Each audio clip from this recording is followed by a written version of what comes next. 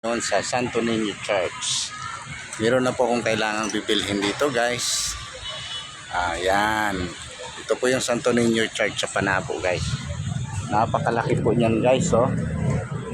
Ayan, katabi po yan ng Marinol College, guys. Ayan. Santo Niño Church. Ayan. Tutor ko kayo, guys, ha. So, guys.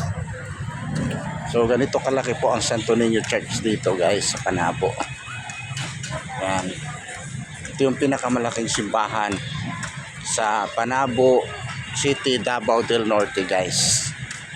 Yan. Guys, kita ko lang sa inyo, guys, ha. Ito po yung entrance ng simbahan, guys. Yan. So yan po yan, guys, ang simbahan ng Santo Niño Church. So, guys, kita ko lang sa inyo, guys, ha. Ayan po siya, guys.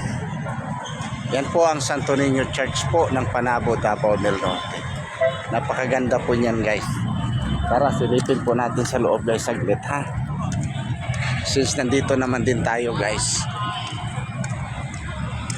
Sarap po dito magsimba, guys. Tahimik. Katabi po ito ng Marinol School sa Panabo. Yan. Ito po, guys, oh. Yan po yung looban ng Santo Niño Church. Yan, kung makikita nyo, guys, napakaganda. Yan, tingnan nyo po. Okay, guys, thank you so much, guys.